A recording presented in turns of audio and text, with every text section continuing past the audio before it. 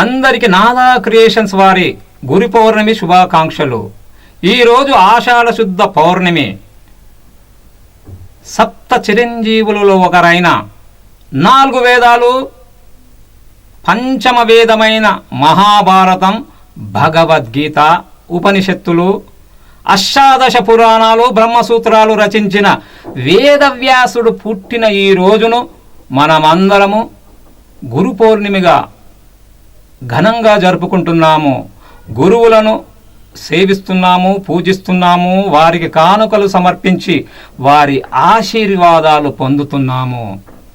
మన భారతదేశంలో ఎందరో ఆధ్యాత్మిక గురువులు పుట్టారు. దత్తాత్రేయుడు, బసవేశ్వరుడు, గౌతమ బుద్ధుడు, రాఘవేంద్రుడు, సిడి సాయినాథుడు, ఆదిశంకరులు, రామానుజాచార్యులు, ఇలా ఎందరో మహాత్ములు పుట్టి పెరిగిన మన భారతదేశాన్ని, మన భారత సంస్కృతిని సమతా మమతలతో దేవుడు ఒక్కడే అని నలుదిశలా ఉద్యమ స్ఫూర్తిగా ప్రచారం చేసి మన భారతదేశాన్ని ప్రపంచంలో విశ్వ గురువుగా స్థానాన్ని కల్పించిన ఆ గురువులందరికీ మరి ఒకసారి పాదాభివందనాలు. తల్లి జన్మనిస్తుంది, తండ్రి బ్రతుకునిస్తాడు. గురువు మాత్రం 10 మందికి బ్రతకిచ్చే జ్ఞానాన్ని బోధిస్తాడు. బడిలో పాఠాలే కాదు, బ్రతుకు పాఠాలు నేర్పేది గురువే. జీవితంలో ఎవరు ఏ స్థాయిలో ఎదిగినా, ఎన్ని మెట్లెక్కినా ఆ మెట్ల వెనక గురువులు తప్పకుండా ఉంటారు.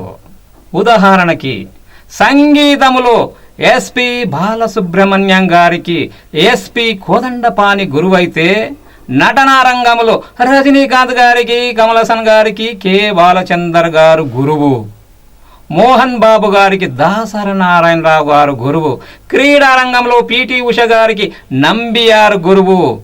ఇలా ఈ రంగం ఆ రంగం ఏ రంగం అని కాదు, 64 కళలలో ప్రతి ఒక్కరూ ఏదో ఒక కళలో ప్రావీణ్యత పొంది ఉంటారు.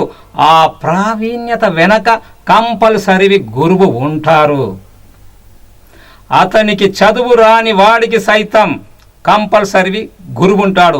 ఒక లారీ డ్రైవర్కే కావచ్చు, ఒక మెకానికే కావచ్చు, ఏ ఒక కార్మికునికే కావచ్చు, అతని ప్రతిభ వెనక కంపల్సరీ గురువు ఉంటాడు. గురువు లేని విద్య గుడ్డి విద్య.